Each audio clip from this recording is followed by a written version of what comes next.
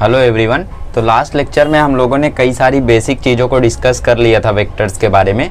ठीक है, तो आज सेकंड लेक्चर है और आज हम लोग सीखने वाले हैं कि किस तरीके से हम लोग दो वेक्टर्स जिनके बीच में कोई एंगल थीटा है उसका रिजल्टेंट कैसे पता करें। ठीक है, जैसे वेक्टर्स जब पैरेलल थे तो आपने जोड़ दिया था, वेक्टर्स जब एंटी पैरेलल थे तो आपने माइनस कर दिया था, है ना। बट मैंने लास्ट जाते टाइम एक क्वेश्चन दिया था कि ये ब्लॉक है, इस तरफ 10 न्यूटन लग रहा है, इस तरफ 6 न्यूटन लग रहा है, तो इसके बीच में एंगल 60 डिग्री है, तो मुझे बताओ इसका रिजल्टेंट कितना होगा, है ना। ऐसा कुछ क्वेश्चन मैंने दिया था जाते जाते। तो इसी क्वेश्चन को आज हम लोग सॉल्व करेंगे, इस क्वेश्चन के पीछे पड़ जाएंगे एकदम। ठीक है, 3-4 बार इसको 3-4 लॉ से हम लोग सॉल्व करेंगे। ठीक है, तो बेसिकली आज हम लोग सीखेंगे कि कितने लॉज होते हैं वेक्टर्स को ऐड करने के लिए। बेसिकली हम लोग 2 लॉज सीखेंगे, triangle law of vector addition और parallelogram law of vector addition. Tension मतलब दोनों का फॉर्मूला वगैरह सब सेम है, खाली सोचने का नज़रिया अलग है ना। जैसे कोई डिस्कवरी यहाँ होती है तो पता चला कोई सेम डिस्कवरी वहाँ भी हुई है, तो उसी तरीके से ऐसा होता है, हर जगह साइंटिस्ट काम कर रहे हैं। अभी सपोज हमारे इंडिया में कुछ डिस्कवर हुआ, 2-3 दिन के अंदर कुछ अमेरिका में डिस्कवर हो गया, दोनों का एम सेम है, दोनों का फॉर्मूला सेम है, बट तरीका डिफरेंट है। सो दैट्स द केस, उसी तरीके से उसमें भी हुआ था। ठीक है, तो इसी तरीके से हमारे पास 2 अलग अलग फॉर्मूले हैं। अगले लेक्चर में फिर हम लोग सीख लेंगे कि डॉट प्रोडक्ट क्या होता है, क्रॉस प्रोडक्ट क्या होता है, इनका सम कैसे फाइंड कर लेते हैं। प्रीवियस ईयर क्वेश्चन कुछ डीसी पांडे कुछ एससी वर्मा के न्यूमेरिकल सॉल्व कर लेंगे। ठीक है, और फिर लास्ट टू लास्ट लेक्चर में हम लोग डिफरेंशिएशन, इंटीग्रेशन, मैक्सिमम, मिनिमम ये सब कर लेंगे। ठीक है, तो सबसे पहला आता है वेक्टर का रिजल्टेंट पता करने का। देखो एक मेथड होता है हेड टेल मेथड, तो हेड टेल मेथड को हम लोग नहीं सीखने वाले बेसिकली अभी, बिकॉज कोई यूज़ नहीं है उसका। ठीक है, triangle law of vector addition सीख लो बस, दैट्स इट। ठीक है, और parallelogram law of vector addition भी वही है, बस डेरिवेशन अलग अलग है, तो मैं आपको करा दूंगा, एग्जाम में आ जाता है कभी कभी। ठीक है, तो सबसे पहले हम लोग सीखने जा रहे हैं triangle law of vector addition. तो सबसे पहले मैं क्या करता हूँ, इसका स्टेटमेंट लिख देता हूँ, फिर मैं आपको एक्सप्लेन करता हूँ क्या है ये। तो ये बड़ा सा लॉ है triangle law of vector addition. क्या कहता है, if 2 vectors of same type, ठीक है, 2 वेक्टर हैं और दोनों सेम टाइप के, मतलब दोनों या तो फोर्स हैं या तो वेलोसिटी है या तो एक्सेलरेशन है। ठीक है, सेम रहने चाहिए, ऐसा नहीं कि एक फोर्स है एक वेलोसिटी है ना, ऐसा नहीं रहना चाहिए। Are represented in magnitude and direction, उनको उनका मैग्नीट्यूड भी दिखाओ, डायरेक्शन भी दिखाओ, बाय 2 साइड्स ऑफ ट्रायंगल। ठीक है, किसी भी एक ट्रायंगल के 2 साइड में टेकन इन ऑर्डर। देखो समझते हैं सपोज ये एक वेक्टर एफ है, ये एक वेक्टर है, ये ऑर्डर में है। ऑर्डर में कैसे पता चला, टेल हेड ऑर्डर में है। ठीक है, हेड से टेल जॉइंड है, तो ये ऑर्डर में बोलेंगे। तो ये ट्रायंगल की 2 साइड्स हो गई। ठीक है, उसके बाद जो इस साइड का थर्ड साइड है, ठीक है, इस ट्रायंगल का जो थर्ड साइड है, then the resultant is given by the third side of triangle taken in opposite order. समझते हैं, देखो ये ऐसा जा रहा था, फिर ऐसा गया, अब की बार ऐसे आना चाहिए, है ना, ये एरो अब की बार यहाँ होनी चाहिए, लेकिन इसके अपोजिट में एक वेक्टर जाएगा जिसको हम लोग बोलेंगे R vector, that is resultant vector. Suppose ये वेक्टर ए है, समझेंगे अभी, टेंशन मतलब एकदम डिटेल में बताऊंगा। ठीक है, ये वेक्टर बी है, तो ये जो आर वेक्टर होगा ये इक्वल होगा vector A, vector R equal होगा vector A plus vector B के। ठीक है, देखो सपोज ये ट्रायंगल की 3 साइड है, 3 साइड है ए बी सी।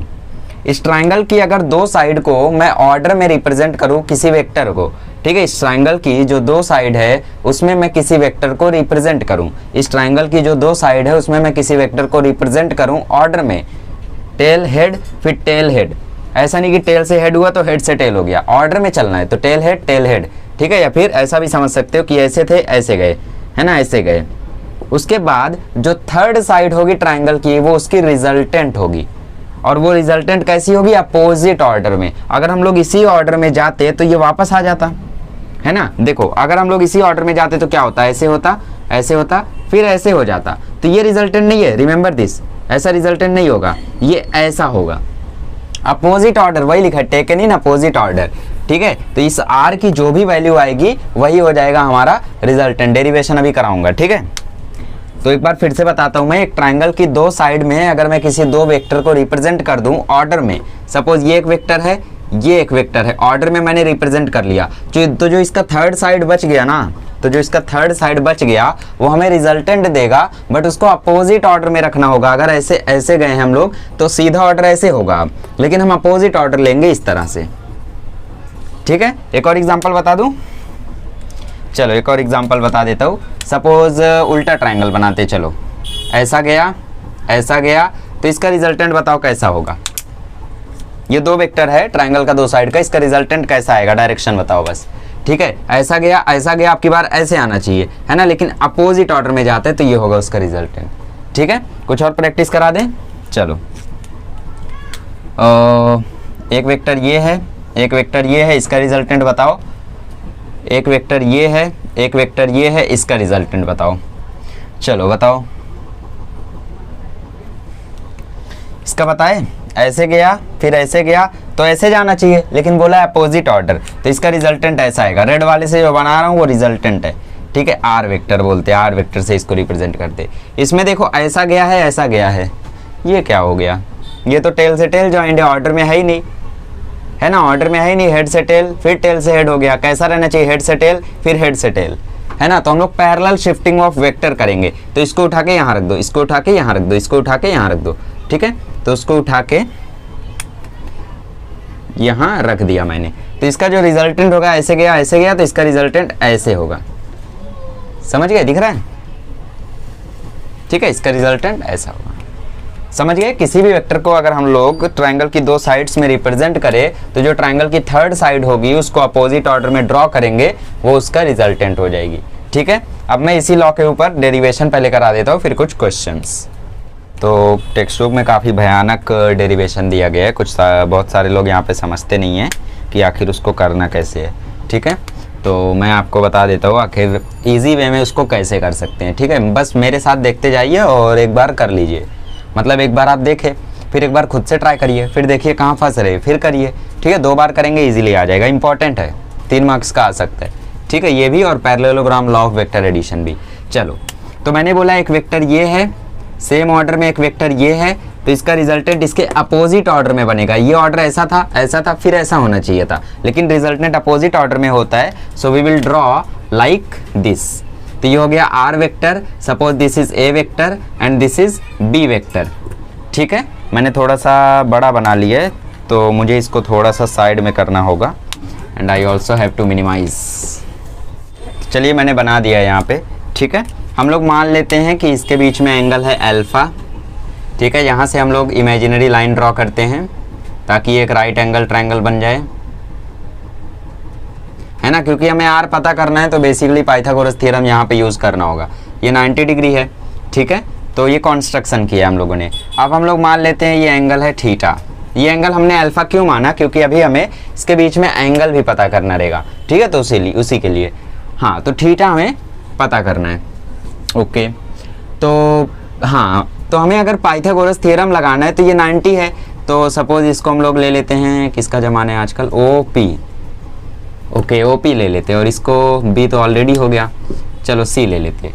ठीक है, तो अगर हमें पाइथागोरस लगाना है तो AO पूरा हमें मालूम रहना चाहिए, है ना। ये A है, ये B है, चलो P है, APC। पाइथागोरस अगर हमें लगाना है तो AO मालूम रहना चाहिए, AP मालूम रहना चाहिए, PO मालूम रहना चाहिए, but here we only know AP, that is R vector. ठीक है, दैट इज रिजल्टेंट। तो PO कैसे पता चलेगा, जरा ट्रायंगल को बाहर निकालो। ठीक है, कुछ बात करनी है, साइड में बुलाते हैं ट्रायंगल को। ये है थीटा अच्छा, ये है थीटा, और ये हाइपोटेनस वाला है बी वेक्टर। एग्री करते हो, ये बी वेक्टर है ना। हाँ, तो साइन थीटा अगर मैं यहाँ से लिखूँ तो क्या आएगा बताओ। साइन थीटा होता है अपोजिट अपॉन हाइपोटेनस, तो अपोजिट है OP, अपोजिट तो OP रहता ही है, और ये है PC। अच्छा, PC क्या है, PC की वैल्यू देखो वेक्टर B है। ठीक है, तो OP की वैल्यू यहाँ से क्या हो जाएगी बताओ, B साइन थीटा। चलो, OP की वैल्यू मिल गई B साइन थीटा। अच्छा, अब मुझे बताओ OC कितना होगा। OC के लिए हम लोग cos थीटा का फॉर्मूला लगाएं क्या। अभी आप लोगों को ये रेजोल्यूशन ऑफ वेक्टर में मैं और अच्छे से बता दूंगा, टेंशन मत लो। फिर से ट्रायंगल को बाहर निकालो, POC, this is angle theta, this is vector B। अगर मैं यहाँ से cos थीटा का फॉर्मूला लगाऊं तो cos थीटा होता है एडजेसेंट अपॉन हाइपोटेनस। ठीक है, मतलब CO upon PC, PC is B, तो CO हो जाएगा B cos थीटा, ठीक है, B cos थीटा, CO मतलब OC, ये हो गया B cos थीटा। तो मुझे बताओ AO की वैल्यू क्या निकली, AO की वैल्यू निकली A plus B cos theta, और OP की वैल्यू क्या निकली B sin थीटा, और AP की वैल्यू तो ऑलरेडी R है ना, वेक्टर R, तो हम लोग इसको फिलहाल R ही लिखते हैं। तो देखो आंसर क्या आएगा, मैं पहले बता दूं, नहीं बताऊंगा तो हम लोग पाइथागोरस थ्योरम यूज कर लेते हैं, अभी तो पता चल जाएगा, ठीक है। तो पाइथागोरस थ्योरम हम लोग यूज करते हैं, by Pythagoras theorem. Pythagoras theorem क्या कहते हैं, हाइपोटेनस का स्क्वायर मतलब AP square is equal to OP square plus AO square, ठीक है, या फिर उल्टा भी लिख सकते हो, AO square plus OP square. बड़ी जल्दी है OP की। चलो AP स्क्वायर क्या है R, तो R square is equal to AO की वैल्यू क्या निकाली हमने, A plus B cos theta, A plus B cos theta का स्क्वायर, OP की स्क्वायर, OP की वैल्यू क्या निकाली हमने, B sin थीटा का स्क्वायर, ठीक है। ध्यान से एकदम देखते जाना, बहुत ईजी है, देखते जाना बस। A प्लस B का होल स्क्वायर लगाओ तो A square plus 2AB, B की value B cos theta plus B square मतलब B square cos square theta. अब B sin थीटा का होल स्क्वायर हो जाएगा B square sin square theta, ठीक है। आगे बढ़ो, A स्क्वायर, अच्छा B square cos theta, B square sin theta साथ में लेकर आ जाओ तो B square sin square theta और B square cos square theta, और 2AB cos थीटा उधर ही रहने दो, ठीक है। तो A स्क्वायर, अच्छा देखो यहाँ पे B स्क्वायर कॉमन आ रहा है, तो खींच लो, क्या खींच लो, B स्क्वायर कॉमन आ गया, तो अंदर बचा sin square theta plus cos square theta, और यहाँ पे है 2AB cos थीटा। अब मुझे बताओ sin square theta plus cos square theta की वैल्यू क्या होती है, 1 होती है, तो 1 अगर B स्क्वायर से मल्टीप्लाई होगा तो B स्क्वायर ही बचेगा, ठीक है। तो इसका फॉर्मूला हो जाएगा A square plus B square plus 2AB cos theta, A square plus B square plus 2AB cos theta. ये R स्क्वायर की वैल्यू है, अगर R चाहिए तो इसको रूट में भेज दो, बस आ गया फॉर्मूला। अब यही फॉर्मूला आपको याद कर लेना है किसी का भी रिजल्टेंट निकालने के लिए, सीधा आंसर आएगा, सीधा आंसर, ठीक है, एकदम अच्छे से। R square is equal to A square plus B square plus 2AB cos theta याद कर लो, या R is equal to under root of A square plus B square plus 2AB cos theta याद कर लो, दोनों चलेगा, ठीक है। वीडियो पॉज करो और याद कर लो, 2-3 बार लिख लो, बस देख लो। देखो सबसे जरूरी स्टडी में होता है डिसिप्लिन, ठीक है। अगर मेरी बात से एग्री नहीं करते हो तो कमेंट मत करना, इसका मतलब आपको कुछ पता ही नहीं है। अगर एग्री नहीं करते हो तो स्टडी में सबसे ज़रूरी चीज़ होती है डिसिप्लिन, मोस्ट इंपॉर्टेंट चीज़ होती है डिसिप्लिन। जो आजकल की जो ऑनलाइन लेक्चर चल रही है ना, उसकी वजह से डिसिप्लिन हट चुका है। ऑनलाइन लेक्चर में क्या है, टीचर्स बोलते हैं होमवर्क कर लेना, ये सॉल्व कर लेना, वो सॉल्व कर लेना, but they are unable to check, वो चेक ही नहीं कर पाते कि स्टूडेंट ने सॉल्व किया या नहीं किया। टेस्ट होता है, कुछ मतलब नहीं। तो अगर आपकी लाइफ में डिसिप्लिन आ गया, आपने सिंसियरली कोई काम कर लिया, टीचर जितना बोलते हैं उसका 60% करके देखो, तुम्हारे मार्क्स 90% नहीं आए तो बोलना, ठीक है। तो तुम्हारी लाइफ में सबसे ज़्यादा जरूरी चीज़ है डिसिप्लिन। अगर तुम्हें अच्छा स्कोर करना है तो पढ़ाई अलग है, डिसिप्लिन एक अलग चीज़ है, ठीक है। किसी भी अच्छे से क्लासेस में आप ज्वाइन कर लो, लेकिन जब तक आप डिसिप्लिन में नहीं रहोगे, जब तक आप सिंसियर नहीं रहोगे, कुछ नहीं होने वाले। डिसिप्लिन बहुत ज़रूरी चीज़ है, जिसको लोग समझते नहीं है, अंडर एस्टिमेट करते इस चीज़ को, ठीक है। आप बस अपना होमवर्क हमेशा करके देखो, अपने नोट्स हमेशा कंप्लीट करके देखो। स्कोर नहीं आते तो बोलना मुझसे, हाँ मैंने साल भर अपने नोट्स कंप्लीट किए, टीचर ने बोला उतना पढ़ा, फिर भी मार्क्स नहीं आया, तब बोलना। ऐसा हो ही नहीं सकता, ठीक है। तो डिसिप्लिन बहुत ज़रूरी चीज़ है। अब आप क्लासेस जाते हैं तो उनका फॉलो करें, नहीं जाते हैं तो मैं जो बोलता हूँ ना वो करें। जितना लिख रहा हूँ पूरा नोट्स पे कॉपी करें। ऐसा सो के देख रहे हो तो कोई मतलब नहीं उसका, 4 दिन में भूल जाओगे, अरे 4 महीने में तो भूल जाओगे, फिर दोबारा देखोगे क्या, उतना टाइम रहेगा? इतनी टेंशन आ जाएगी ना, फिर वही एक ही वीडियो सर्च करोगे कि 11th बर्बाद हो गया, आप क्या करें। बनाऊंगा मैं वीडियो इस पे, टेंशन मत लो, ठीक है। बट ऐसा होने मत देना। चलो कर लो ये। अब एंगल पता करते हैं, हमें एंगल पता करना है, एंगल अल्फा, ओके। मतलब ये एंगल हमें पता करना है। सो कहाँ करा दूँ मैं, अच्छा ठीक है, ठीक है, बहुत इजी है। देखो यहीं से देख लोगे, अभी सामने सामने पता चल जाएगा।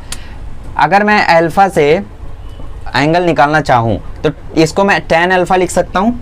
tan अल्फा, tan की वैल्यू क्या होती है, अपोजिट अपॉन एडजेसेंट। तो tan अल्फा की वैल्यू हो जाएगी b sin theta divide by a plus b cos theta, ठीक है। tan अल्फा की वैल्यू हो जाएगी b sin theta divide by a plus b cos theta. बस हो गया। This is the formula for finding the angle. Angle of the resultant. ठीक है, इस तरीके से आप पता करेंगे, नोट कर लीजिए। तो अब आप लोगों को फोर्स वाला जो मैंने क्वेश्चन दिया था उसका आंसर निकालने अब आ रहा होगा। चलो यहीं पे मैं बताता हूँ, इसको रफ नहीं करता हूँ। ये फॉर्मूला नोट करके रखना, ये कम यूज़ होगा, ये बहुत ज़्यादा यूज़ होगा। अभी इसकी वैल्यू तब आप समझोगे जब आप इलेक्ट्रोस्टैटिक्स वगैरह पढ़ोगे, उसका वेक्टर फॉर्म पढ़ोगे, ग्रेविटेशन पढ़ोगे, है ना। ऐसी जगहों पर बहुत ज़्यादा यूज़ होने वाले ही हैं। ठीक है, तो बहुत ही ज़रूरी है ये सब फॉर्मूला, एकदम बेसिक है। आज बेसिक क्लियर रखोगे कल काम आएगा। तो ये जो थीटा की वैल्यू है ना वो ये होगी, ये वाली थीटा। क्यों ये वाली होगी? बिकॉज हम लोग थीटा को टेल टू टेल जॉइंट वाला लेते हैं, पर ये तो हेड टू हेड जॉइंट था, तो इसको उठा के हमने यहाँ शिफ्ट कर लिया, इसको उठा के यहाँ शिफ्ट कर दिया, तो ये वाली थीटा की वैल्यू लेंगे। कई सारे लोगों को डाउट आ रहा था कि हम लोग ये वाले थीटा की वैल्यू लेंगे, नहीं, थीटा कौन सा लेंगे? ये वाला। क्यों? क्योंकि ये हेड टू टेल जॉइंट है। ठीक है, और देखो यहाँ पे थीटा है भी, मैंने बस इसीलिए यहाँ पे बताया बिकॉज कई सारे लोग कंफ्यूज रहते हैं। ठीक है, तो थीटा की वैल्यू कौन सी लोगे? जहाँ पे टेल टू टेल जॉइंट रहेगा। ठीक है, वो होगा हम लोगों का कॉस थीटा। तो हम लोग अब वो क्वेश्चन करते हैं ब्लॉक वाला, मैं डेरिवेशन रफ करता हूँ, फॉर्मूला यहाँ लिख देता हूँ। ठीक है, फिर देखो फटाफट क्वेश्चन उड़ाओगे। चलिए तो वही क्वेश्चन दोबारा से उठाते हैं। ये एक ब्लॉक है, इस पे 10 न्यूटन का फोर्स यहाँ लग रहा है, 6 न्यूटन का फोर्स यहाँ लग रहा है, इसके बीच में एंगल है 60 डिग्री। हमें पता करना है इसका रिजल्टेंट फोर्स कितना होगा। ठीक है, रिजल्टेंट फोर्स मतलब Fr, तो हमें ये पता करना है। तो आपको कुछ नहीं देखना है यहाँ पे, बस एक बार थीटा चेक कर लेना कि क्या टेल टू टेल जॉइन है। जो A था ना वो पहला फोर्स होगा, जो B था ना वो दूसरा फोर्स होगा। अब इसको पहला मानो, इसको दूसरा मानो, बात वही है ना। इसको दूसरा मानो, इसको पहला मानो, बात वही है। ठीक है, और थीटा का बस ध्यान रखना। बाकी जो दो वैल्यूज आपको दी रहेंगी, चाहे वो डिस्प्लेसमेंट हो, चाहे वो एक्सेलरेशन हो, चाहे वो फोर्स हो, वैसे फोर्स ही ज़्यादा आएगा। ठीक है, इन्हीं को आपको कंसिडर करना है। तो हम लोग फॉर्मूला लगाते हैं, R is equal to root of a square plus B square plus 2ab cos theta. Okay, a square बोले तो 10 का स्क्वायर, b स्क्वायर बोले तो 6 का square, 2 into 10 into 6 into cos 60। Cos 60 की वैल्यू बोलो, ट्रिग्नोमेट्री पढ़े नहीं, बहुत अच्छे। 100 प्लस 36, 10 का स्क्वायर 100, 6 का स्क्वायर 36, 2 10 जा 20, और ये 6 इंटू कॉस 60 होता है 1/2, ये 3 हो गया। तो ये हो गया 100 प्लस 36 प्लस 60, इसका आंसर आ जाएगा 10 10 10 10। ठीक है, इसका आंसर आ जाएगा 16। इसको बोलते हैं हाईटेक कैलकुलेशन। कैसे किया? चलो जाने दो, हाईटेक कैलकुलेशन नहीं सिखाता हूँ। इवेंचुअली ये कॉमन लेने वाला रूट में भी सिस्टम होता है। देखो ये भी 10 से डिवाइड होता है, ये भी 10 से डिवाइड होता है, तो 10 मैंने कॉमन ले लिया, बचा यहाँ पे 36 और यहाँ पे बचा 6, मतलब ये भी 6 का स्क्वायर था, तो 6 भी बाहर आ गया, तो 10 प्लस 6 16 हो गया। फिलहाल देखो 100 60 160 160 36 196, किसका स्क्वायर रूट? किसका स्क्वायर? 16 का, तो 16 आ गया रिजल्टेंट फोर्स। तो इसका रिजल्टेंट कितना होगा? 16 न्यूटन। इसका डायरेक्शन बताओ रिजल्टेंट का कहाँ होगा? इसको यहाँ शिफ्ट करना पड़ेगा उससे पहले, है ना, 6 न्यूटन का। फिर उसके बाद हम लोग इसको ऐसा लिखेंगे तो ये आ जाएगा 16 न्यूटन का रिजल्टेंट। अभी इसको हम लोग कई तरीके से करेंगे, समझ गए? अब अगर आपको निकालना है रिजल्टेंट का एंगल, तो उसके लिए हमें क्या यूज करना पड़ेगा? tan अल्फा की वैल्यू। ठीक है, tan अल्फा की वैल्यू क्या होती है? b sign theta divide by a plus b cos theta, याद है ना। साइन थीटा क्या है? साइन 60 कितना होता है? √3/2। b कितना है यहाँ पे? ये है वेक्टर a, ये है वेक्टर b। ठीक है, तो b है यहाँ पे 6, तो 6 इंटू √3/2 डिवाइड बाय a कितना है भैया? 10, b कितना है भैया? 6 कॉस 60 1/2, ये 3 हो गया, ऊपर हो गया 3√3 डिवाइड बाय 13। बट ये वैल्यू तो होती नहीं है किसी भी थीटा में, होती है हमें मालूम नहीं है, तो इसको कैसे लिख देंगे? देखो tan थीटा आ रहा है 3√3/13, तो इसको हम लोग ऐसे लिखेंगे, theta is equal to tan inverse, और इस ब्रैकेट में इसको भेज दो, बात खत्म, दैट्स इट। ठीक है, चलो अब नेक्स्ट लॉ देखते हैं, parallelogram law of vector addition. चलिए, तो parallelogram law of vector addition होता क्या है शुरू से समझते। फॉर्मूला वगैरह सब सेम है, बस डेरिवेशन याद कर लेना है, कहीं स्कूल में आ गया तो लिखने के लिए। ठीक है, और कई बार टीचर्स, ज़्यादातर मैंने देखा है ज़्यादातर teachers parallelogram law of vector addition को ही रिफ़र करते, बिकॉज जब आप डायग्राम बनाते हो ना तो वहाँ पे parallelogram law of vector addition लगाना ज़्यादा कन्वीनियंट होता है as compare to triangle law of vector addition. Because इसमें देखो हमें टेल टू टेल ज्वाइन करना रहता है, और ज़्यादातर डायग्राम वगैरह में टेल टू टेल ही ज्वाइंट रहता है। ठीक है, तो इसीलिए टीचर्स ज़्यादातर यही यूज़ करते हैं। ट्रायंगल लॉ में क्या होता है? ऑर्डर में चलना पड़ता है ना, टेल हेड या हेड टेल रहना चाहिए, तो इसीलिए वो लोग वो ज़्यादा यूज़ नहीं करते हैं। So you should know both that. ठीक है, दोनों लॉ आपको पता रहना चाहिए। तो चलिए देखते हैं क्या कहता है। जॉइन टू वेक्टर्स, जो भी दो वेक्टर का आपको रिजल्टेंट चाहिए उसको टेल टू टेल ज्वाइन करो, जैसे पैरेललोग्राम की एडजेसेंट साइड होती हैं। तो सबसे पहले आपको पता रहना चाहिए व्हाट इज अ पैरेललोग्राम।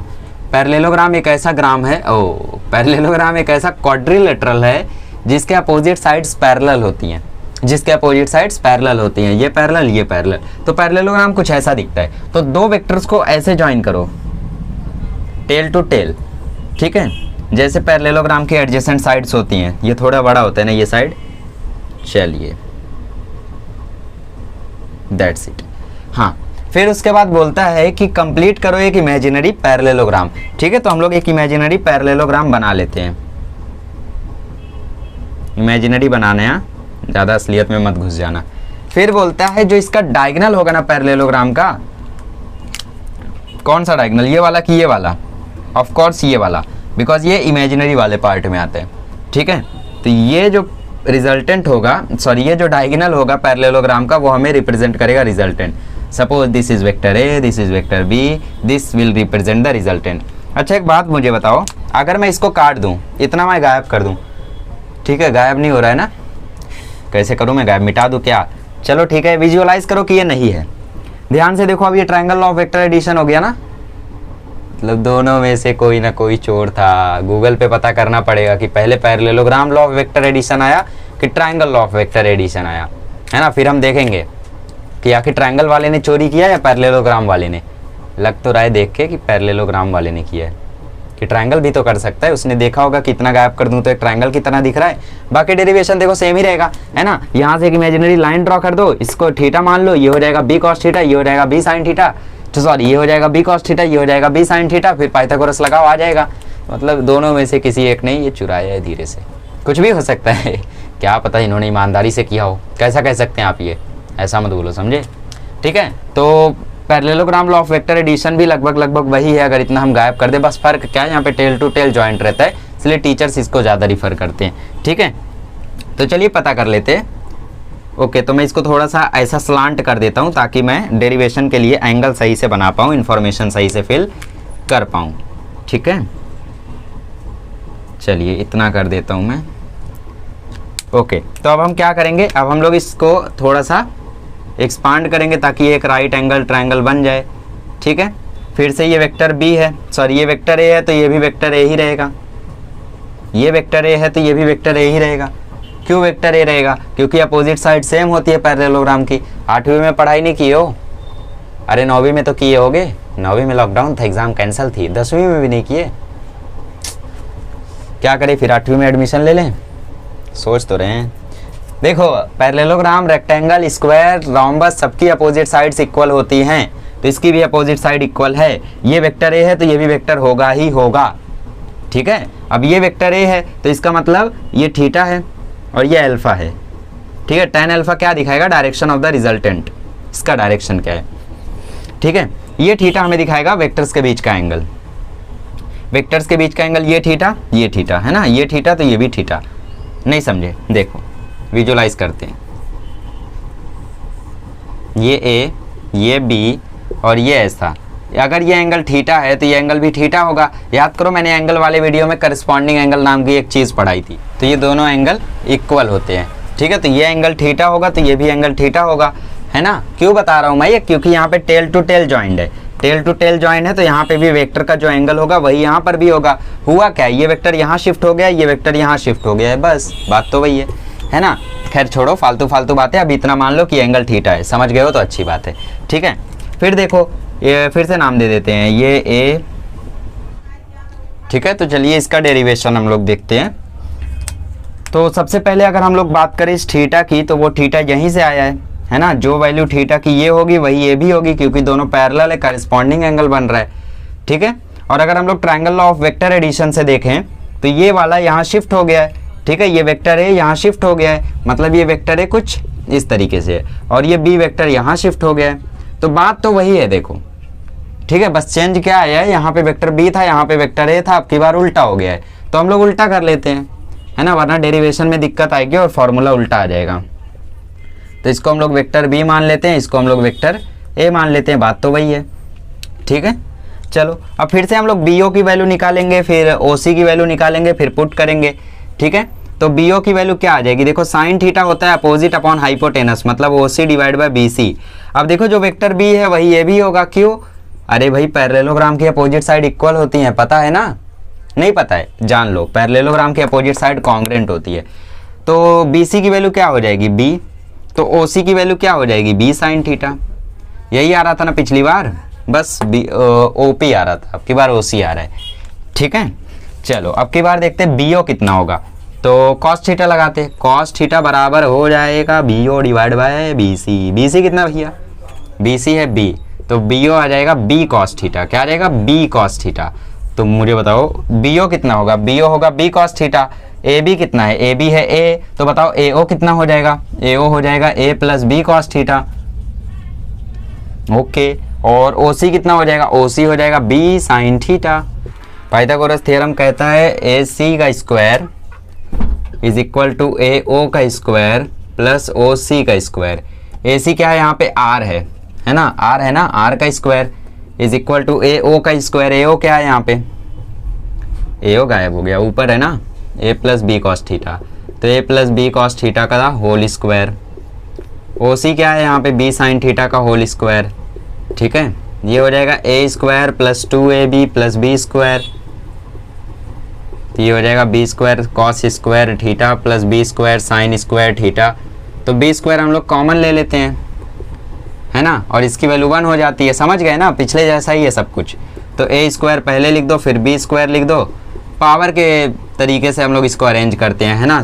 बचपन में हम लोग ऐसे कई सारे सम्स किए हैं जिसमें उल्टा फुल्टा दिया रहता था, हम लोग स्टैंडर्ड फॉर्म में अरेंज करते थे। बस ऐसा लिखा रहता था x की पावर 4 प्लस x की power 5 minus 2x square plus 3 minus x. बताओ बच्चों इसका स्टैंडर्ड फॉर्म क्या होगा। तो सबसे पहले बड़ी पावर आती है, मतलब x की पावर 5, फिर x की पावर 4, फिर माइनस 2x क्यूब, फिर माइनस एक्स, फिर प्लस 3, है ना, लास्ट में कांस्टेंट। तो वैसा ही यहाँ भी होता है, पहले स्क्वायर की पावर फिर सिंगल पावर। अब कुछ लोग बोलेंगे पहले बी स्क्वायर नहीं आ सकता क्या, ला दो बी स्क्वायर, देखो याद होता है क्या है ना। मतलब जिस तरीके से फॉर्मूला डिज़ाइन किया गया है, डिराइव किया गया है, समझाया गया है, बनाया गया है, फ्रेम किया गया है, याद करने के लिए ही किया गया है कि स्टूडेंट को दिक्कत ना हो। अब ये जो tan अल्फा ये हमें बताएगा डायरेक्शन ऑफ द रिजल्टेंट पिछली बार की तरह। तो tan अल्फा की वैल्यू देखो फिर से वही हो जाएगी, ओसी क्या है भैया, ओसी है बी साइन थीटा, है ना। tan अल्फा होता है अपोजिट अपॉन एडजेसेंट, तो tan अल्फा हो जाएगा B sine theta divide by B cos theta, है ना बुद्धू। ये अल्फा है तो ये पूरा एडजेसेंट होगा, सिर्फ इतना नहीं होगा। तो ये क्या हो जाएगा A plus B cos theta, मोर और लेस, मतलब पूरा ही सेम टू सेम है दोनों, है ना। बस इतना गायब कर दो, देखो वही चीज़ हो गई, triangle law of vector addition. तो समझ गए दोनों लॉस को। अब हम आपको कुछ अच्छे न्यूमेरिकल करा देते हैं और फिर आगे बढ़ेंगे और सीखेंगे रेजोल्यूशन ऑफ वेक्टर, जो कि एक बहुत ही इंपॉर्टेंट टॉपिक है आपके लिए। ठीक है, तो चलिए कुछ अच्छे न्यूमेरिकल्स कर लेते हैं, फिर मुझे प्रॉब्लम सेट का वीडियो भी रिकॉर्ड करना है। चलिए, तो आपके सामने दो प्रश्न आ गए हैं, एक है डीसी पांडे सर की बुक से और एक है मेरे दिमाग से। ठीक है, ये पहला क्वेश्चन है और ये दूसरा क्वेश्चन है। ऑप्शन स्क्रीन पर हैं और ट्राई करते रहिए, देखते रहिए कौन सा आंसर आता है। बहुत ईजी है, दोनों ही ईजी है। ये नीट 2005-6 कौन से साल में, 2006 में आई थिंक आया था। ठीक है, जेई में ऐसे क्वेश्चंस नहीं आते हैं। ठीक है, और ये क्वेश्चन कभी नहीं आया था बिकॉज ये क्वेश्चन मैंने बनाया है, तो कहाँ आएगा। ओके, तो सॉल्व करो दोनों को, बहुत ही मज़ेदार दोनों क्वेश्चंस हैं। ठीक है, चलो पहले फर्स्ट वाला सॉल्व करो। ठीक है, सेकंड वाला इजी है, वो कर लोगे।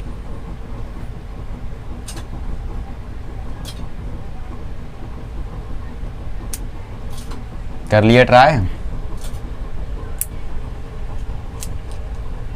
आया क्या आंसर आया वो तो मुझे भी नहीं पता, देखते हैं। दो वेक्टर्स हैं जिनका मैग्नीट्यूड उनके रिजल्टेंट के इक्वल है। ठीक है, तो आर का फॉर्मूला क्या होता है, A square plus B square plus 2ab cos theta.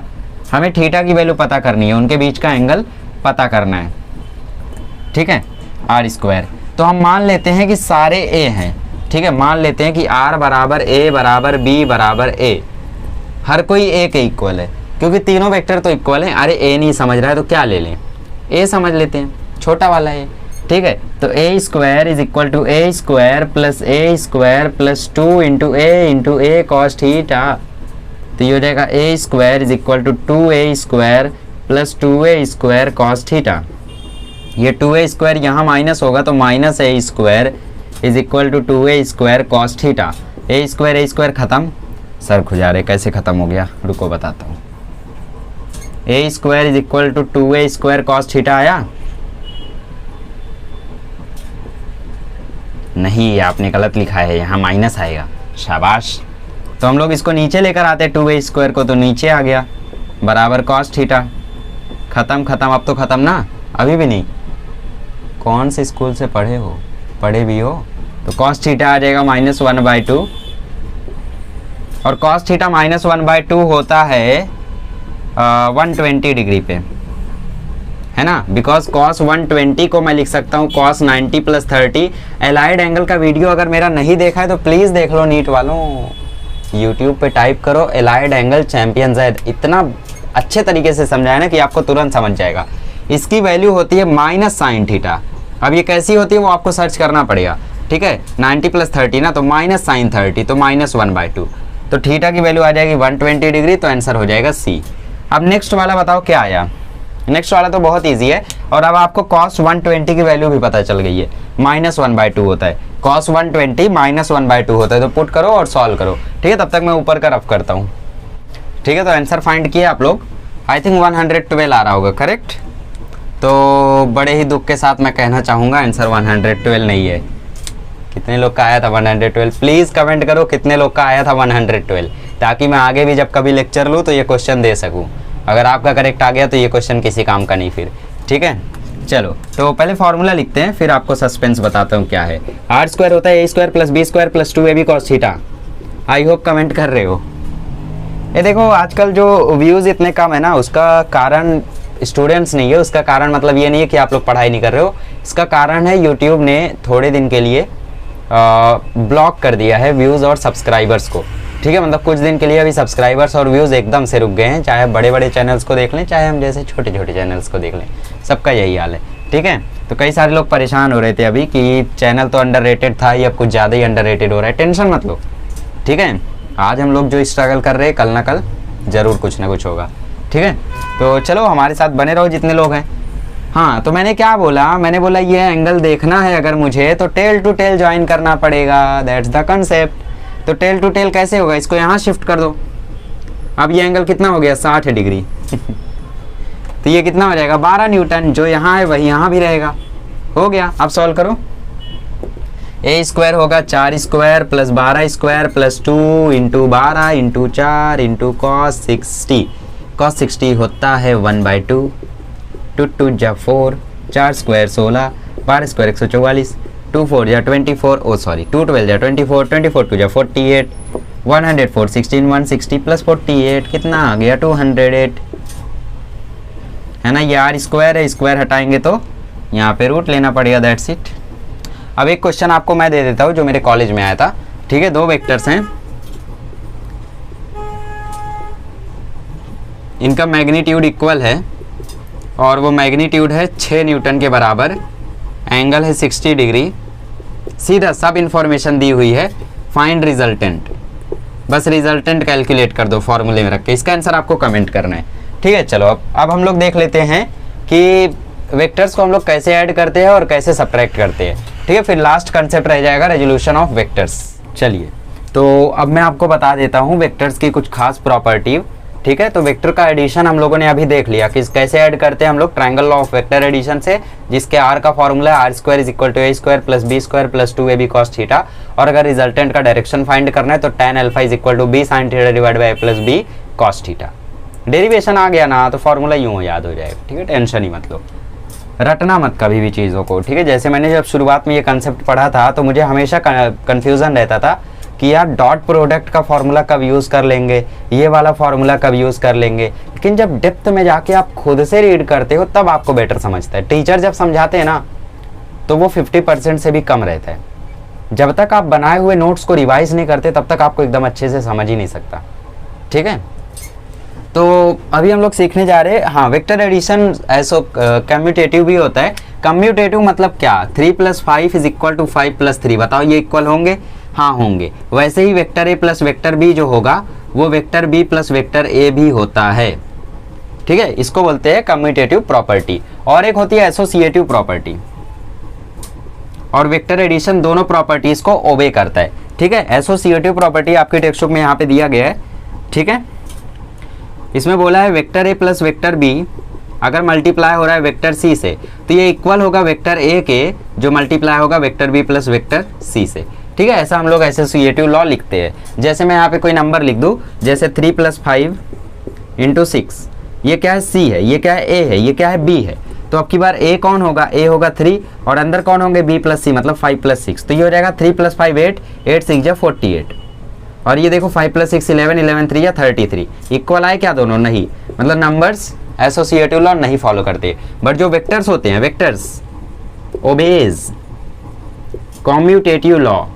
Commutative law देखो, अगर आपको नहीं समझ रहा है तो मैं अगर लॉ ऑफ वेक्टर एडिशन से कम्यूटेटिव प्रॉपर्टी समझाता हूँ।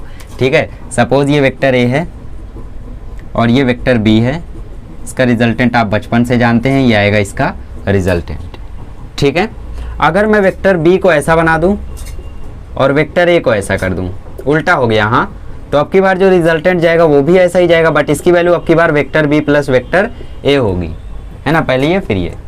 तो अब देखो दोनों की डायरेक्शन सेम है क्या, देखो रिजल्टेंट दोनों में सेम है क्या, बिल्कुल सेम है, डायरेक्शन भी सेम है, एरो भी उसी तरफ है और लेंथ भी उतनी है ना। ये मानकर चल रहे हैं कि दोनों जगह ए और बी सेम है, ए और बी सेम है तो देखो थीटा की वैल्यू भी सेम आ रही है दोनों जगह। खैर ये थीटा नहीं होगा, इसको हमें एक्सटेंड करना होगा, so this will be the value of theta. ठीक है, और यहाँ पर एक्सटेंड करेंगे हम लोग, so this will be the value of theta. ठीक है, खैर थीटा आपको नहीं देखना है, फिलहाल इतना समझिए कि देखिए ये जो है वही ये भी है। इसको अगर हम लोग पैरेललोग्राम के अंदर बनाएं तो कैसे बनाएंगे, देखो वेक्टर ए, ये वेक्टर बी, अब ये ड्रॉ करो, हाँ, तो ये वेक्टर ए और ये वेक्टर बी। ठीक है, तो देखो रिजल्टेंट ऐसा आ रहा है, इसमें भी रिजल्टेंट ऐसा ही आ रहा है, तो देखो दोनों एक ही लाइन पर है, मतलब रिजल्टेंट दोनों जगह सेम है। ठीक है, तो ये कम्यूटेटिव लॉ को ओबे करता है। इतना मत देखो, खाली इतना याद रखो, आप लोग कंफ्यूजन हो रहा होगा, I can understand, but confusion होगा तभी कंसेप्ट क्लियर होंगे। ठीक है, दोनों तरीके से आप करके देखोगे, दोनों बार आंसर सेम ही आएगा। हाँ, ऐसे भी आप लोग देख सकते हो। आप क्या करो, पहले ए को 10 ले लो, बी को 6 ले लो, फिर बी को 6 ले लो, ए को 10 ले लो, फिर पता कर लो, दोनों आंसर सेम आएगा। इसका मतलब vector A plus vector B plus vector A same रहता है। ठीक है, तो ये कम्यूटेटिव भी होता है और एसोसिएटिव भी होता है। Vector law, vectors obeys associative law, इसको भी आप लोग प्रूफ कर सकते हो, टेक्स्ट बुक में एक बार जरूर चेक करना इसको। ठीक है, खैर ये उतना इंपॉर्टेंट नहीं है। तो हम लोग आगे बढ़ते हैं, रेजोल्यूशन ऑफ वेक्टर, और देखते हैं कि वेक्टर्स को हम लोग कैसे सब्ट्रैक्ट करते हैं। चलिए, तो अब हम लोग देख लेते हैं कि आखिर दो वेक्टर्स को हम लोग सब्ट्रैक्ट कैसे करते हैं। Subtraction of two vectors. देखो इवेंचुअली होता ऐसा है ना कि दो वेक्टर्स को हमेशा ऐड ही किया जा सकता है, वेक्टर्स को कभी सब्ट्रैक्ट नहीं किया जा सकता है। तो आप बोलोगे ये क्या बात कर रहे हो, पीछे से तो टॉपिक डाल के लिखे हो। हाँ, टॉपिक है, बट हम लोग इसको अलग तरीके से सीखेंगे। वेक्टर्स को हमेशा ऐड किया जा सकता है, vectors can never be subtracted. ठीक है, जैसे मैं यहाँ पे एक वेक्टर ए ले लूँ और एक वेक्टर बी ले लूँ, और सपोज यहाँ पे एंगल है थीटा, तो ये दोनों वेक्टर सिर्फ ऐड ही हो सकते हैं। बताओ, इसको सब्ट्रैक्ट किया जा सकता है क्या, नहीं। मतलब vector A minus vector B is not possible. लेकिन अगर मैं इसका प्री इमेज ले लूं, मतलब इसको उल्टा कर दूं, उल्टा करूंगा तो ये ऐसा हो जाएगा, डायरेक्शन उल्टी हो गई। और जब डायरेक्शन एंटी पैरेलल होती है तो नेगेटिव वेक्टर्स में मैंने आपको बताया था कि मैग्नीट्यूड सेम रहता है बट डायरेक्शन उल्टी हो जाती है, तो उसको हम बोलते हैं माइनस वेक्टर। नहीं याद है, देखो, इसीलिए सारे वीडियोस लाइन से देखा करो। जब सारे वीडियोस अपलोड हो जाएं तो एक साथ प्लेलिस्ट ओपन किया करो, लाइन से सबको चालू किया करो, एक ही दिन में खत्म किया करो चैप्टर्स, ऐसा। ठीक है, अब जो लोग नहीं झेल पाते उन लोग ऐसा किया करो, 2 वीडियो फिर 2 वीडियो, बिकॉज 2 वीडियो में मैं कोशिश करता हूँ कि 2 वीडियो में सेम कंसेप्ट जिसमें रिलेटिव हो वो सिखाऊं, फिर अगले 2 वीडियो एकदम अलग, है ना, जिसके लिए पिछला वीडियो ना देखे रहो तो भी काम चल जाए। हाँ, तो आगे सपोज लग रहा है 10 न्यूटन, पीछे सपोज लग रहा है 10 न्यूटन, डायरेक्शन उल्टी है बट मैग्नीट्यूड सेम है, तो अगर ये f है तो ये -f होता था, लाइक दैट। ये वेक्टर b है, डायरेक्शन उल्टी हो गई, ऊपर जा रही थी, अब यहाँ नीचे आ रही है तो माइनस ऑफ b होगा। मतलब मैं इसको ऐसा लिख सकता हूँ ना, vector a plus minus of vector b। अब लगाओ formula, r² formula, a² plus B square की जगह माइनस बी का स्क्वायर प्लस 2ab, ए की जगह बी की जगह माइनस बी कॉस थीटा। ठीक है, तो आर क्या होगा, आर होगा R square is equal to A square minus B का स्क्वायर हो जाएगा बी स्क्वायर, ये हो जाएगा 2 into A 2a into minus B 2ab और माइनस में कॉस थीटा, ये हो जाएगा सब्ट्रैक्शन ऑफ टू वेक्टर्स का फॉर्मूला। ठीक है, तो ये फॉर्मूला आपको याद कर लेना है, कभी कभी काम आ गया तो यूज कर लेना। ठीक है, अब मैं टेक्स्ट बुक में देखने से पहले आपको रेजोल्यूशन ऑफ वेक्टर सिखा देता हूँ, फिर कुछ न्यूमेरिकल होगा तो उड़ा देंगे फटाफट। ठीक है, नोट कर लिए सब्ट्रैक्शन ऑफ टू वेक्टर्स, अच्छे से आया समझ। चलो आगे बढ़ते हैं। चलिए अब हम लोग सीख लेते हैं लास्ट टॉपिक अपना। ठीक है, शायद आज मैं मिसलेनियस रिकॉर्ड नहीं कर पाऊंगा, रेजोल्यूशन ऑफ वेक्टर्स। कोई नहीं, मतलब एक्स्ट्रा लेक्चर्स में रिकॉर्ड करके रखता हूँ ताकि बैकअप रहे मेरे पास। कभी कभी वीडियोस में डिले होता है तो समझ लेना एडिटिंग में दिक्कत हुई है, टाइम नहीं मिला है। ठीक है, बाकी वीडियोस बना के मैं रखता हूँ एज अ बैकअप। जैसे ये मैं रिकॉर्ड कर रहा हूँ फ्राइडे नाइट को, ताकि मैं ट्यूसडे को अपलोड कर सकूँ। मंडे का ऑलरेडी रेडी है, मेंबर्स लोग देख भी चुके हैं। ठीक है, स्पेशल मेंबर्स लोग को तुरंत वीडियो मिल जाता है। चलो रेजोल्यूशन ऑफ वेक्टर्स की बात करते हैं हम लोग। वही ब्लॉक को बुलाए क्या दोबारा, जिस ब्लॉक को हम लोगों ने थोड़ी देर पहले सॉल्व किया। ब्लॉक सोच रहा होगा कहाँ है, हमरे पीछे पड़े हो भैया। ये है 6 न्यूटन का फोर्स। अच्छा एक बात मुझे बताओ, किसी भी ऑब्जेक्ट को जब आप टेढ़ा करके खींचते हो, इस तरीके से खींचते हो, इस तरीके से खींचते हो, तो आप लोग दो जगह पे खींच रहे हो। एक तो नीचे खींच रहे हो, एक तो ऊपर खींच रहे हो। एक तो नीचे खींच रहे हो, एक तो ऊपर खींच रहे हो, मतलब दो तरफ फोर्स लगता है और वो दोनों का जो रिजल्टेंट होता है ना वो बीच में लगता है ऐसा। तो आप लोग ऐसा खींचते हो। ठीक है, ऐसा देखो, नीचे से भी और ऊपर से भी दोनों तरफ से फोर्स लग रहा है। अच्छा मुझे बताओ, अगर सिर्फ नीचे से फोर्स लगता तो ये ऐसा आता, अगर सिर्फ ऊपर से फोर्स लगता तो ये ऊपर उठ जाता। बट दोनों तरफ से लग रहा है, दोनों डायरेक्शन में फोर्स लग रहा है, तो ये ऐसा आ रहा है।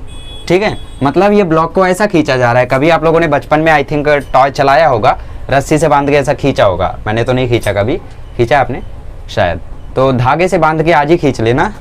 आपके पास मार्कर का बॉक्स हो या फिर ऐसा कोई बॉक्स हो, सपोज ये आपके पास बॉक्स है। ठीक है, प्रमोशन नहीं करना चाहता मैं। ठीक है, तो ये बॉक्स है आपके पास, इसको आप सपोज खींचना धागे से बांध के। ठीक है, कोई भी छोटा मोटा बॉक्स हो, तो आप लोग क्या पाओगे कि उस पर एक फोर्स नीचे की तरफ भी लग रही है और एक फोर्स ऊपर की तरफ लग रही है। ऊपर वाली फोर्स उसको नीचे नहीं जाने दे रही है, नीचे वाली फोर्स उसको ऊपर नहीं आने दे रही है, और दोनों मिलके उसको आगे बढ़ा रहे हैं। तो इसका मतलब इस पर एक फोर्स आगे लगेगी Fx एक्स एक्सिस में, और एक फोर्स ऊपर लगेगी Fy that is Y axis में। ठीक है, एक्स वाई समझे कैसे आया, अरे वो एक्स एक्सिस वो वाई एक्सिस। फोर्स लग रहा है 6 न्यूटन का। अब इसी क्वेश्चन को हम लोग एक अलग तरीके से सॉल्व करेंगे, बी रेडी फॉर दैट। ठीक है, बहुत इंपॉर्टेंट टॉपिक है ये टॉपिक आ गया ना तो समझ लो आपको Newton's laws of motion, friction यूँ आ जाएगा। ठीक है, उसमें कंसेप्ट रहेंगे बट ये बहुत ज़्यादा यूज़ होगा उसमें। चलो, तो यहाँ पे अगर मैं पैरेललोग्राम ऐसा कंप्लीट कर दूँ फोकट में, इवेंचुअली मैं ट्रायंगल बना रहा हूँ, तो सपोज ये एंगल थीटा है, तो ये एंगल हो जाएगा 90 माइनस थीटा। कैसे, अरे पूरा तो 90 है, एक्स और वाई परपेंडिकुलर होते हैं, X axis Y axis perpendicular होते हैं, तो पूरा 90 है। अगर ये थीटा है तो ये 90 माइनस थीटा होगा, इस थीटा को उड़ा दो तो यही बचेगा, है ना। चलो, तो यहाँ पे कुछ नेमिंग करनी होगी मुझे ताकि मैं अच्छे से लिख पाऊँ। ठीक है, तो हम लोगों ने इसको दो हिस्सों में बांट दिया है, नाम दे दिया है ABCD। ये है 6 न्यूटन का फोर्स, इसको बोल दिया F एक्सिस, क्योंकि फोर्स एक नीचे की तरफ भी लग रहा है एक ऊपर की तरफ लग रहा है। 2 डायमेंशनल फोर्स ये है, ऐसा फोर्स लग रहा है जिसकी वजह से ये ऑब्जेक्ट टेढ़े में आगे बढ़ रहा है। ऊपर का फोर्स नहीं होता तो ये नीचे गिर जाता, नीचे का फोर्स नहीं होता तो ये ऊपर चला जाता, मतलब 2 डायमेंशनल फोर्स है। एक एक्स एक्सिस पे, एक वाई एक्सिस पे। तो हमें पता करना है सिर्फ एक्स एक्सिस पे कितना लग रहा है। अगर हमें पता करना है सिर्फ एक्स एक्सिस पे कितना लग रहा है या सिर्फ वाई एक्सिस पे कितना लग रहा है, तो उसकी वैल्यू हम लोग पता करते हैं। ये जो 6 न्यूटन लिखा है ये रिजल्टेंट है, चोर है ये रिजल्टेंट है। ठीक है, अच्छा कितने एंगल पे लग रहा था, ये 60 डिग्री पे। फिलहाल जाने दो, अभी हम लोग जनरल फार्मूला डिराइव कर रहे हैं, फिर क्वेश्चन भी करेंगे। ओके, अगर मैं यहां से देखूं साइन थीटा की वैल्यू क्या होगी, साइन थीटा की वैल्यू होगी opposite that is BC upon hypotenuse that is AC। ठीक है, अब मुझे एक बात बताओ, BC किसके इक्वल होगा, AD के इक्वल होगा वो, क्यों, क्योंकि पैरेललोग्राम है, या रेक्टेंगल भी बोल सकते हो, स्क्वायर भी बोल सकते हो, जो दिख रहा है, सबकी अपोजिट साइड इक्वल होती है। ठीक है, opposite sides are congruent, therefore BC जो होगा वो AD के बराबर होगा, CD जो होगा वो AB के बराबर होगा। तो बी सी की जगह मैं ए डी लिख लेता हूँ, ए डी डिवाइड बाई ए सी, और ये साइन थीटा। अच्छा ए डी किसके इक्वल है, ए डी इक्वल है एफ वाई के, है ना, फोर्स इन वाई, और ए सी क्या है, ए सी है फोर्स। अभी 6 न्यूटन भूले रहो, अभी हम लोग जनरल फार्मूला डिराइव कर रहे हैं। तो एफ वाई की वैल्यू आ जाएगी एफ साइन थीटा। समझ में आया, एफ वाई की वैल्यू आ जाएगी एफ साइन थीटा, ठीक है। और अगर हम लोग कॉस थीटा को अब लें, कॉस थीटा को अगर हम लोग लें तो यहाँ पे okay adjacent upon hypotenuse, adjacent कौन है, ए बी, हाइपोटेनस कौन है, ए सी। ए बी की वैल्यू क्या है, F of x, sorry force in x axis, और ए सी की वैल्यू क्या है, एफ। तो एफ इन एक्स के फॉर्मूला हो जाएगा एफ कॉस थीटा। समझ गए, फोर्स इन वाई होगा F sine theta, force in x होगा एफ कॉस थीटा। अब एक जनरल फॉर्मूला सुनो, एक जनरल बात सुनो, ये जनरल फॉर्मूले हैं, ठीक है, बात सुन लो, फिर मैं उसके बाद सुपर ट्रिक बता दूंगा जो हर कोई बताता है, ठीक है। देखो कभी भी फोर्स अगर ऐसा एंगल पे लगता है तो उसके हमेशा हम दो कंपोनेंट करते, दो कंपोनेंट करके हम उनको रिजॉल्व करते, इसलिए इसका नाम है रेजोल्यूशन ऑफ वेक्टर। अभी कुछ क्वेश्चन मैं आपको कराऊंगा सिर्फ रिजॉल्व करने के लिए, ठीक है। कभी भी अगर फोर्स एक एंगल पे लगता है तो हम लोग उसको रिजॉल्व करते हैं दो कंपोनेंट में, एक परपेंडिकुलर और एक वर्टिकल, ठीक है। एक फोर्स होता है एफ कॉस थीटा, एक फोर्स होता है एफ साइन थीटा। अब पता कैसे चलेगा कौन कॉस थीटा कौन साइन थीटा, तो एक बात याद रख लो आज से, थीटा के साथ वाला एफ कॉस थीटा, थीटा के उधर वाला एफ साइन थीटा, ठीक है। जैसे मैं इसको यहाँ पे दोबारा ड्रॉ करूँ तो ये 6 न्यूटन का फोर्स लग रहा था, ये एंगल थीटा था, तो थीटा के साथ वाला एफ कॉस थीटा, तो ये एफ कॉस थीटा। अब जरूरी नहीं है फोर्स ही हो, वेलोसिटी भी हो सकती है, तो वी कॉस थीटा, एक्सेलरेशन भी हो सकता है, ए कॉस थीटा, ठीक है, जो भी हो। और जो परपेंडिकुलर लगेगा वो हो जाएगा एफ साइन थीटा। नहीं समझा, जो थीटा के साथ वाला होगा वो एफ कॉस थीटा, जो थीटा के उधर वाला वो एफ साइन थीटा। अब यहां से मुझे बताओ सिर्फ एक्स एक्सिस में कितना फोर्स लग रहा था, ठीक है। अच्छा रुको, मैं पहले इसको रफ कर देता हूं, डेरिवेशन रफ कर देता हूं, नोट कर लो, फिर मैं इसी क्वेश्चन को एक अलग तरीके से कराता हूं, ठीक है। तो मैंने जनरल केस यहाँ पे लिख दिया, अभी इसी क्वेश्चन को हम लोग सॉल्व कर लेते हैं। ये ब्लॉक है, देखो 6 न्यूटन का फोर्स ऊपर लग रहा है, 10 न्यूटन का फोर्स यहाँ लग रहा है। सपोज मुझे ट्रायंगल ऑफ वेक्टर एडिशन अब नहीं आता है, मैं भूल गया, कुछ लोग भूल गए होंगे, हमें अब सिर्फ रेजोल्यूशन ऑफ वेक्टर आता है, और ये एंगल है 60 डिग्री। तो मुझे बता दो कि 6 न्यूटन का एक्स एक्सिस पे कितना फोर्स लग रहा है और वाई एक्सिस पे कितना फोर्स लग रहा है। तो थीटा के साथ वाला कॉस थीटा, तो ये होगा F cos theta, F cos theta, F की वैल्यू 6, कॉस 60 की वैल्यू 1/2, तो ये 3 न्यूटन का फोर्स यहाँ लग रहा है। ऊपर की बात करें तो ऊपर होगा एफ साइन थीटा, थीटा के साथ वाला कॉस थीटा, बचा हुआ साइन थीटा, एफ की वैल्यू 6, साइन 60 √3/2, तो ये हो जाएगा 3√3, मतलब ऊपर लग रहा है 3√3, इधर लग रहा है 3 न्यूटन, ठीक है। तो टोटल कितना हो जाएगा सामने की तरफ, 10 न्यूटन लग रहा था, 3 न्यूटन और लगने लगा, तो 13 न्यूटन। अब इसको भूल जाओ, इसको रिजॉल्व कर लिया ना दो कंपोनेंट में, मतलब आपने इसको दो टुकड़े में बांट दिया, अब इसको भूल जाओ, अब सिर्फ यहाँ वाला देखो यहाँ वाला देखो, तो ये कितना है, ये है 3√3, ठीक है। अब देखो मुझे ट्रायंगल ऑफ वेक्टर एडिशन तो नहीं आता, तो इसको देखो अभी दोनों 90 डिग्री हो गए, हाँ, तो मतलब मैं पाइथागोरस से निकाल सकता हूँ, हाँ निकाल सकता हूँ।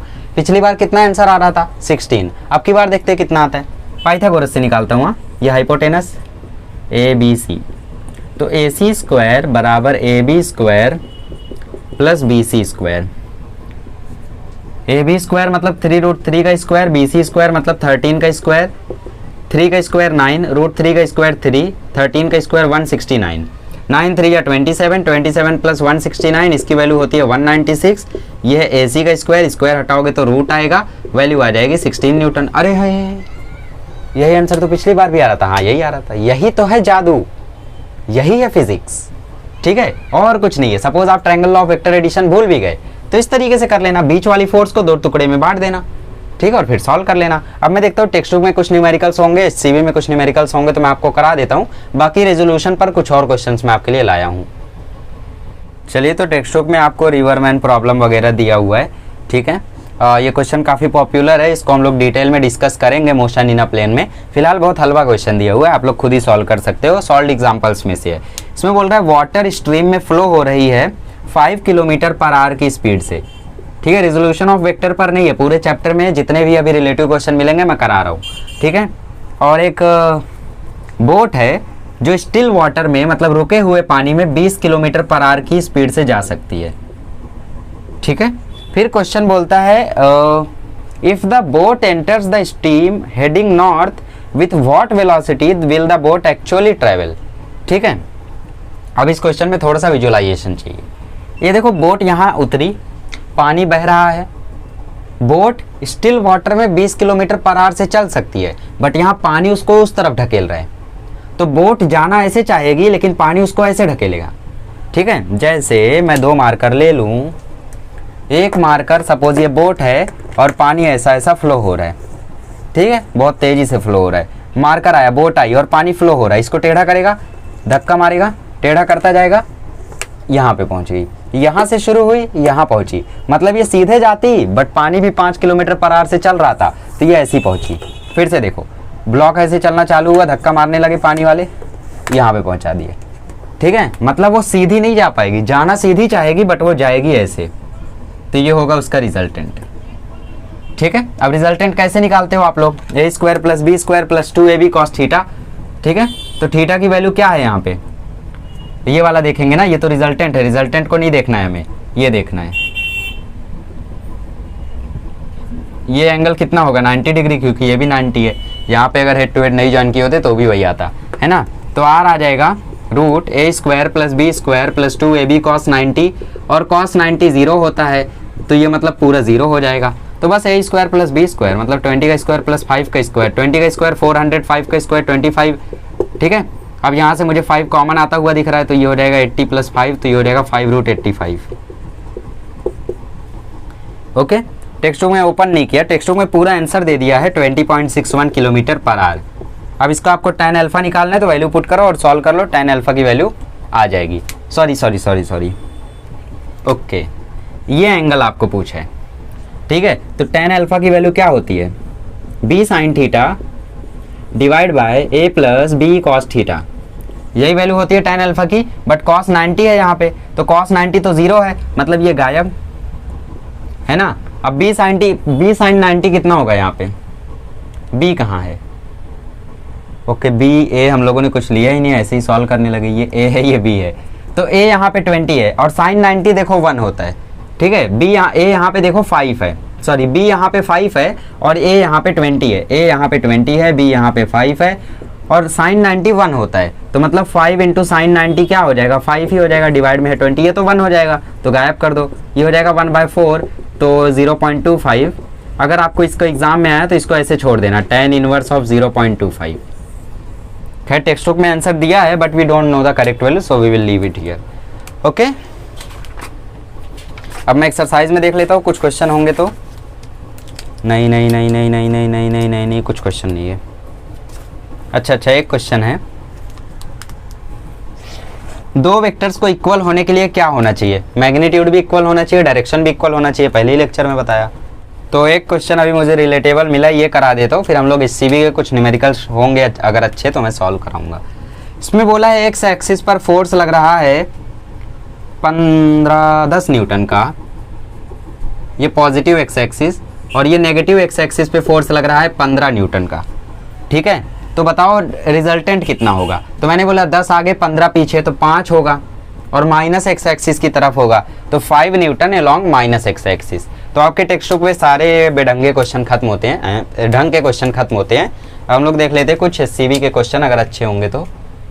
चलिए, तो एससीबी के सॉल्व्ड एग्जाम्पल से एक क्वेश्चन मुझे मिला है और एक क्वेश्चन और है, ठीक है। आज का लेक्चर थोड़ा लंबा हो गया आई थिंक। तो आपको बोला है यहाँ पे कि एक, देखो सबसे पहले आपको 37 डिग्री का ट्रायंगल याद होना चाहिए, ठीक है। सपोज ये ABC है और ये 37 डिग्री है, तो 37 डिग्री का ट्रायंगल आज से याद रख लो, ऐसा होता है 3, 4, 5।